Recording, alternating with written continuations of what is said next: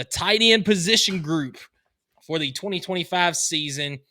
And, we would be remiss not to start off with obviously the leader of this, not just the tight end room, but one of the leaders of this team, period.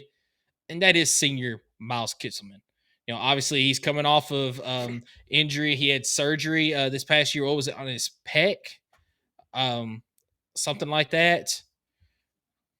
Are you asking me? Because I do not know. I'll be honest with you. I kind of think it was a pec surgery or some sort of injury there that he had, but he's still recovering from it. You can fact check us on that one because I don't know. Yes, absolutely. That's something that we are not 100% certain on. Probably should have checked before coming on, but anyway, he is a senior this year. The transfer from Alabama had I wouldn't consider breakout season last year, but a surprising season, because coming into last year, did we not say that it was Notre Dame transfer? Oh man, what is his name? I can't remember. Yeah, I said it last week. Yo, yeah. Why would you do this to me? I'm trying to write down notes. Yeah, skip it. I know, like I see his face right now, but I cannot. Yeah. It's gonna bother me. Bad for radio. So I'm gonna go back to 2024 roster real quick, and I'm going to figure this out because it is gonna bother me. Ethan Davis and wow, number. I can see him right now. Let's see, tight end. Holden Stays.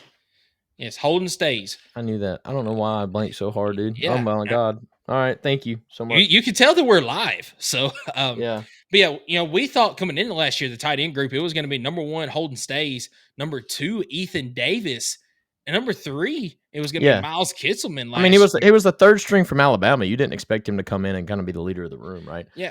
And did it not just like completely flip? Like Ethan Davis was still kind of that number 2, and it was Miles Kitselman at number 1, Holden Stays at number 3, was it not? Yeah, not a great route runner Holden Stays was, but he was a really good blocker. But I mean, you see Miles Kitselman, I think, really come alive. I mean, dude, his Kentucky game was insane.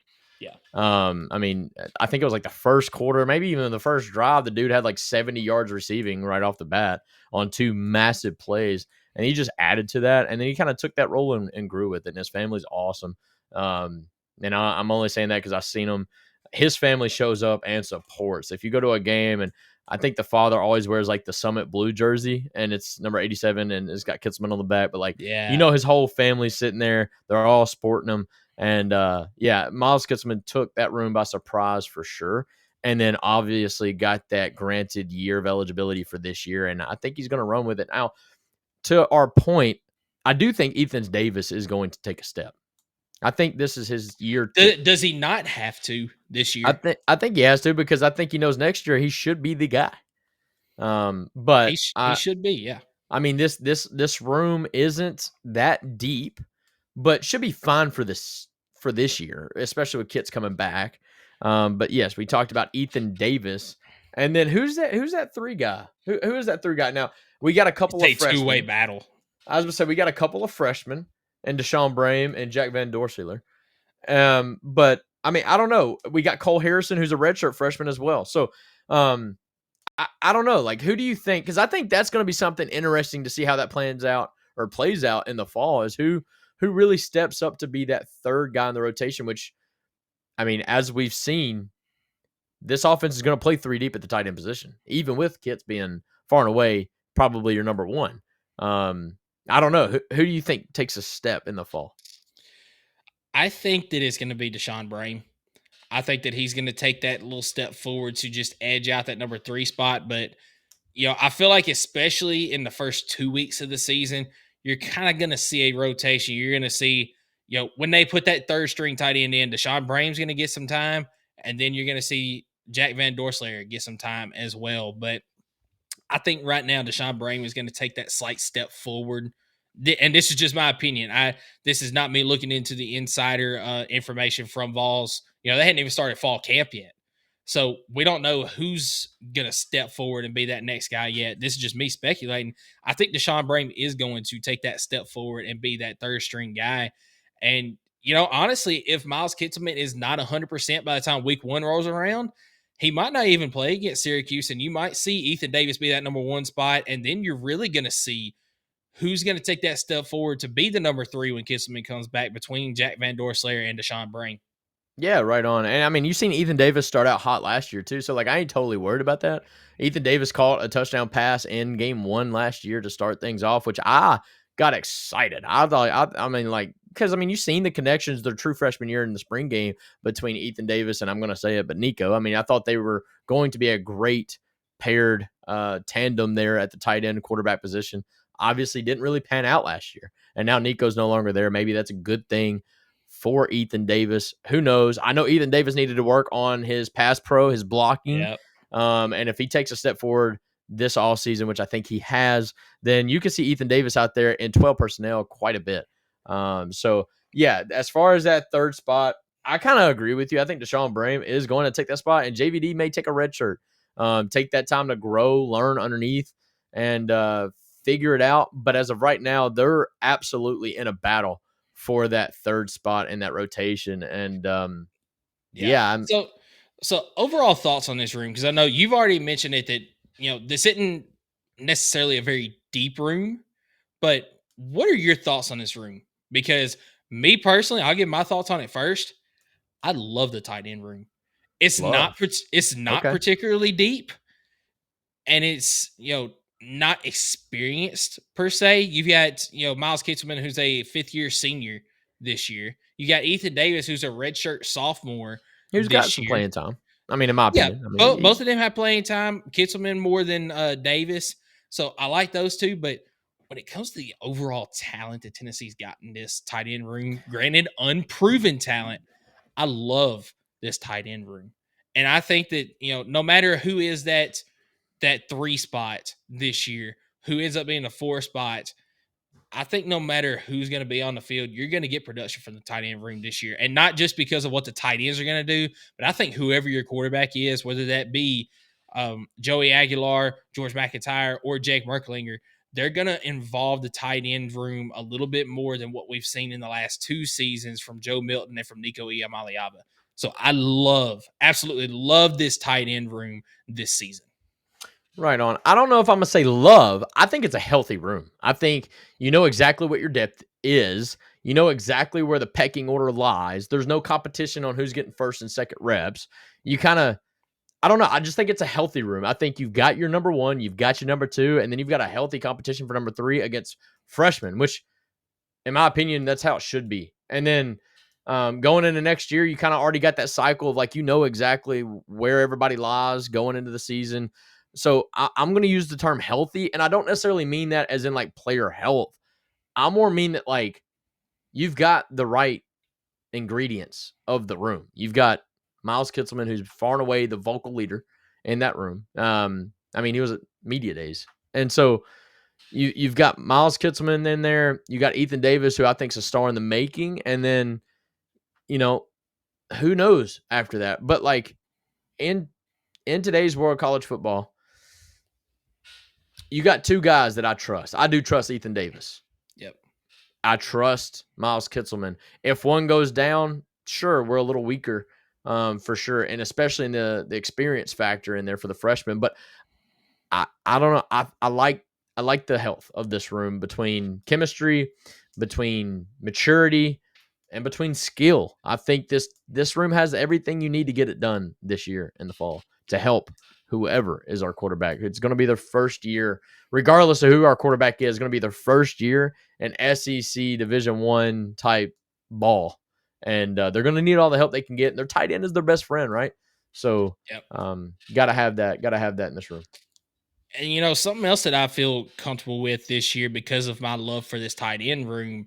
We saw a little bit last year of the what is it, 22 personnel where you got 2 tight ends, 2 wide receivers out there, or is it Two 21 where you running got 2 running backs and 2 tight ends, I think. But yeah. okay, or maybe I'm thinking 21 personnel where it's 2 tight ends, 1 running back.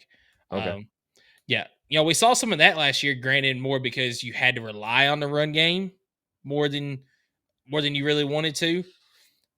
I think that we could see, 21 personnel a little bit more get involved with the passing game, putting Miles Kitselman and Ethan Davis both in at the same time, and not Yeah. just a run game off of it. Yeah. I could see it. And you've I got so many different options off of that. You can run the ball. You've got two different tight ends that are athletic enough that can play like a wide receiver to make plays, and then you're still going to have two wide receivers out there that can make plays as well. Now, that's obviously not something that Heupel and Halsley want to do very much because they want to have their three wide receivers out there. They want to have the slot receiver, your two outside wide receivers, one tight end, and then your running back in there. They want to have that so you've got the options. But I think that you absolutely can see some 21 personnel this year where you have two tight ends in the game at the same time, getting involved in the passing game too. Right on. You heard it here.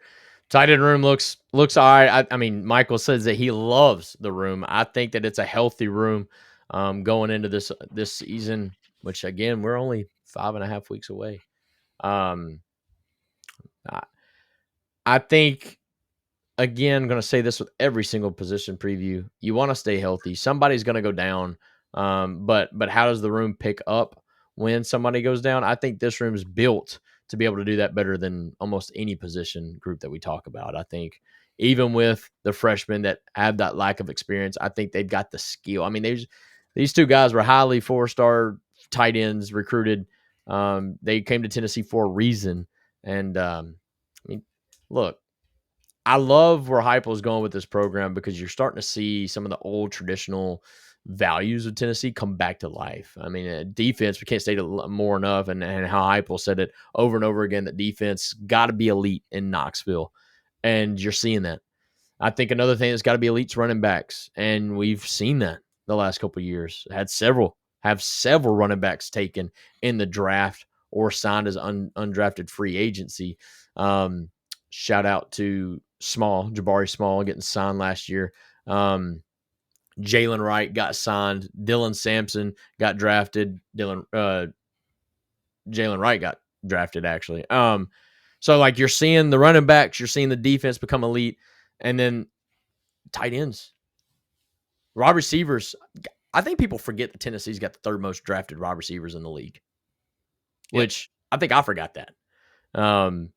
So getting back to what got you there, and then again, regardless who the quarterback is, we're going to do that preview down the road, probably the last preview that we do. I trust Heupel. Like whatever. I mean, just give me a guy and let's go play some ball. So, no, Yeah. I think the tight end is going to definitely help whoever it is, though.